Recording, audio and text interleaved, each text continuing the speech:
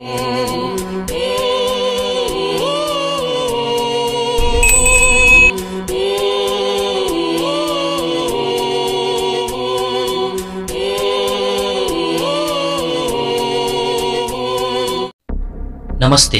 मेरा नाम प्रमिता दाहाल। मैं दार्जिलिंग से। कहानी शुरू करने से पहले मैं मेरी दादी के बारे में कुछ कहना चाहूँगी। मेरी दादी की उम्र 80 से भी अधिक है। उनको उम्र ज़्यादा होने की वजह से भूलने की बीमारी है। कभी कभी तो उल्टा पुल्टा भी बोल देती है। कभी भी कुछ भी अचानक बड़बड़ाने लगती है। हमें दादी की ये हरकतें बड़ी ही साधारण सी लगने लगी थी। एक दिन छुट्टी में मेरे मामा जी हमारे घर कुछ दिनों के लिए घूमने आए थे। मेरे वो मामा जी घूमने फिरने का बड़ा ही शौक रखते थे। वे कभी भी किधर भी अकेले पैदल ही निकल जाते थे। ऐसे ही वे जब भी हमारे घर आते हमेशा इधर उधर पैदल पता नहीं कहाँ निकल जाते। कहा जाए तो थोड़ा चंचल स्वभाव के हैं। वो 2 मिनट भी एक जगह नहीं टिक पाते, कभी इधर तो कभी उधर। एक शाम कुछ इसी प्रकार से मामा जी बाहर टहलने चले गए थे और घर के बाकी लोग हम सभी एक ही कमरे में बैठकर गप्पे लड़ा रहे थे। दरअसल मामा जी के साथ हमारी नानी जी भी आई हुई थी और वो बहुत ही बातूनी और बहुत ही मजाकिया किस्म की हैं। उनके पास अगर कोई 2 मिनट भी रह ले तो उनकी बातों से हंसा हंसा कर लोटपोट करते। बिजली चली गई थी और हम लालटेन जलाकर हम सभी एक ही कमरे में नानी जी की बातें सुनकर हंस हंस कर लोटपोट हो रहे थे। टाइगर, हमारा पालतू कुत्ता, वो भी बाहर बरामदे में सोया था। हम सभी लालटेन के पास बैठकर नानी जी के गप्पे बड़े ही चाव से सुन रहे थे। हमारी दादी भी वहीं बैठी थी, एकदम चुपचाप। उन्हें नानी जी की बातों से कोई लेना देना नहीं था। वो तो बस चुपचाप अपने ही धुन में बैठी थी कि तभी बाहर अचानक टाइगर के भौंकने का आवाज आया। कुछ ही देर में हमें पता चला कि मामा जी सैर करके वापस घर आ रहे थे, पर टाइगर कभी भी मामा जी को देखकर ऐसे नहीं भौंका था। पर फिर हमें लगा कि बाहर अंधकार होने की वजह से वो मामा जी को नहीं देख पाया और शायद मामा जी को और कोई ही समझकर भौंक रहा होगा।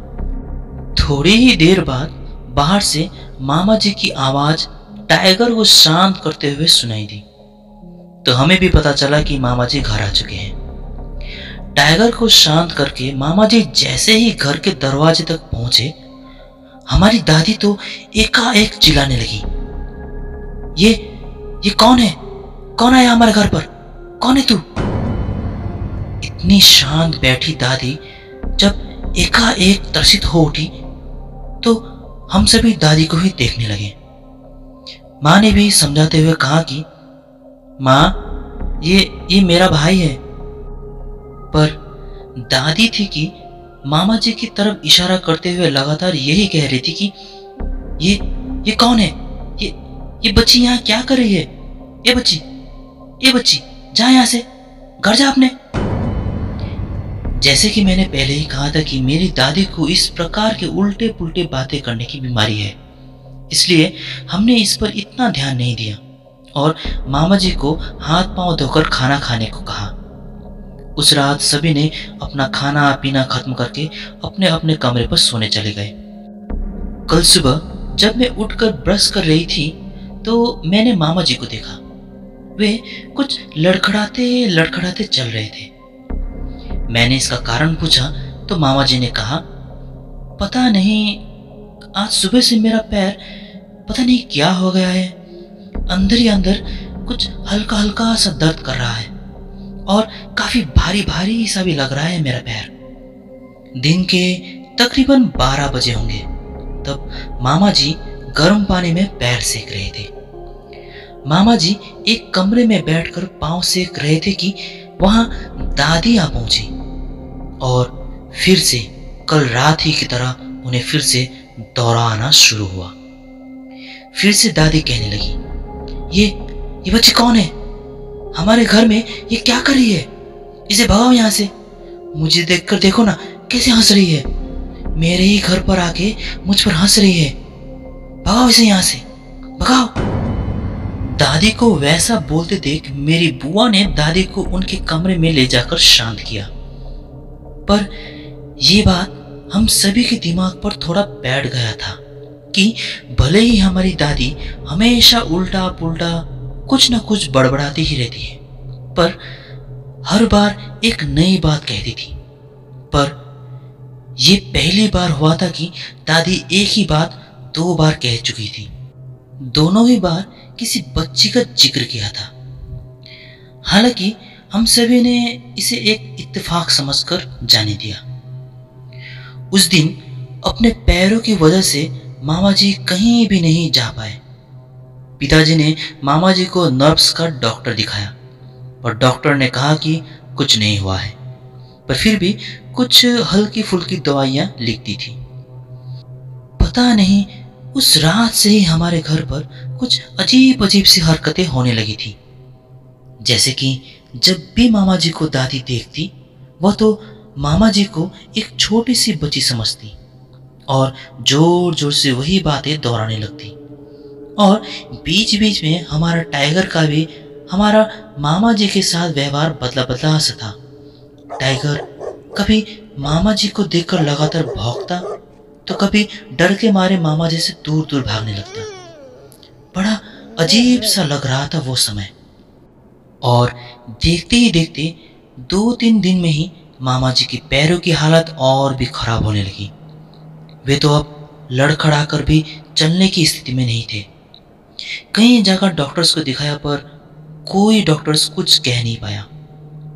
और एक रात सब कुछ साफ हो गया। दरअसल उस रात हम सभी बड़े ही गहरी नींद में थे। रात के तकरीबन 12 बजे मेरे पिताजी की नींद खुली। मेरे पिताजी को हमेशा से आधी रात को उठकर शौचालय जाने का आदत था, सो वो उस रात को भी इसी कारण उठे थे। पिताजी शौचालय के लिए अपने बिस्तर से उतरकर मेन दरवाजे तक जा ही रहे थे कि उन्हें मामा जी के कमरे से कुछ अजीब सी आवाजें सुनाई दी। मामा जी दरवाजा कभी भी लॉक करके नहीं सोते थे, सो पिताजी ने अपने उंगली से दरवाजा धीरे से धकेला। उस अंधेरे रूम पर पिताजी ने मामा जी को शांत सोते हुए देखा। वहां वैसा अजीब कुछ नहीं लगा उन्हें, और फिर से दरवाजा बंद करके जैसे ही वे वापस जाने ही वाले थे कि उन्होंने मामा जी के पैरों पर कुछ अजीब सा चीज देखा। अंधेरा होने की वजह से कुछ साफ तो दिखाई नहीं दे रहा था, पर देखकर लग रहा था कि उनके पैरों पर कुछ तो है। पिताजी को लगा कि मामा जी ने दर्द के कारण अपने पैरों पर कोई कपड़ा बांध रखा हो, पर जैसे ही वो चीज थोड़ा हिलता हुआ दिखा, पिताजी एकदम से सतर्क हो गए और वहीं बाहर से ही दरवाजे के कोने से सब कुछ चुपचाप एकदम शांत होकर देखने लगे। उन्होंने ध्यान से देखा तो पता चला कि वहां कोई छोटी सी लड़की है जो मामा जी का पैरों को अपने पैरों और हाथों से एकदम कसकर जकड़कर पकड़ रखा है। वह देखते ही पिताजी की दिल की धड़कनें डर के मारे जोर जोर से धड़कने लगी। उस बच्ची ने लाल रंग के कपड़े पहने थे, उसके बाल हाफ कट थे। वो बच्ची थोड़ा थोड़ा अपना सिर हिला रही थी। उसने पिताजी को नहीं देखा था।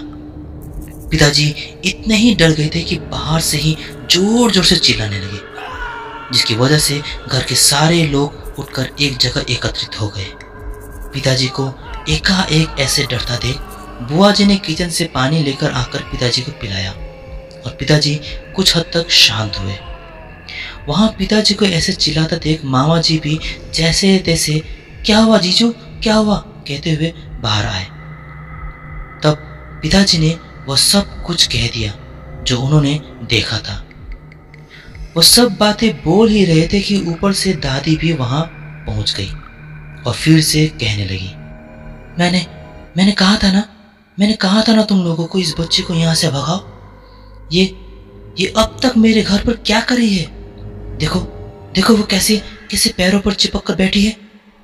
ये बच्ची जा, ये बच्ची जा यहाँ से। पिताजी की बातें सुनने के तुरंत बाद दादी की वो बड़बड़ाहट सुनकर तो सभी के पैरों से मानो जमीन खिसक गई हो। सभी समझ चुके थे कि मामा जी के पैरों की हालत ऐसे क्यों हो रहा था, क्यों मामा जी का पैर उनको इतना भारी लगने लगा था, और क्यों डॉक्टर्स इनका इलाज नहीं कर पा रहे थे। दादी जो देख रही थी वो हम नहीं देख पा रहे थे। दादी को सचमुच उल्टा पुल्टा बड़बड़ाने का बीमारी तो था ही, पर जब जब वो मामा जी की तरफ इशारा करते हुए बड़बड़ा रही थी, वो बीमारी का भाग नहीं था, वो तो सचमुच उस लड़की को देख पा रही थी। क्यों टाइगर का मामा जी के साथ अचानक व्यवहार बदल गया था। सब कुछ साफ हो गया। दादी बीमार थी, इसलिए हमने दादी की बातों को महत्व नहीं दिया। टाइगर बेजुबान जानवर बोल नहीं पाता था, इसलिए हम सभी समझ ही नहीं पाए। पर पिताजी, मेरे पिताजी तो तंदुरुस्त हैं, उनकी बातों को न मानना तो सवाल ही नहीं उठता। हम सभी घर वाले डर चुके थे। हम सभी ने गांव के ही एक तंत्र मंत्र झाड़ फूक करने वाले दादाजी के पास मामा जी को लेकर गए। वहां झाड़ फूक के बाद उस दादाजी ने कहा कि मेरे मामा जी टहलते टहलते एक कब्रिस्तान से गुजर रहे थे। मामा जी को पता नहीं था कि वहां कोई मसान भी है। वहां चलते चलते मामा जी ने एक छोटे से हड्डी को लात मारी थी। बस ये उसी बच्चे की हड्डी है। जिस पल मामा जी ने उस छोटे से हड्डी को लात मारी थी, बस ठीक उसी पल से वो छोटी बच्ची मामा जी के पैरों पर जमकर चिपक गई। झाड़ फूक सफल हुआ और उस तंत्र करने वाले दादाजी ने कहा कि अब डरने की कोई बात नहीं, अब अपने आप धीरे धीरे इसका पैर ठीक हो जाएगा। और सचमुच एक हफ्ते में ही मामा जी पहले की तरह ही चलने फिरना शुरू कर दिए थे। खैर, मुसीबत तो टल चुकी थी। नानी माँ और मामा जी वापस अपने घर जा चुके थे।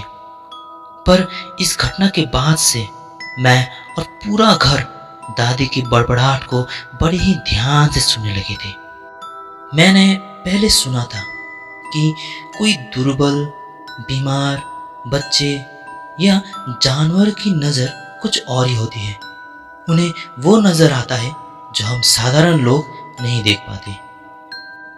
तो दर्शकबिन, आज के लिए इतना ही। आशा करता हूँ आपको पसंद आया होगा।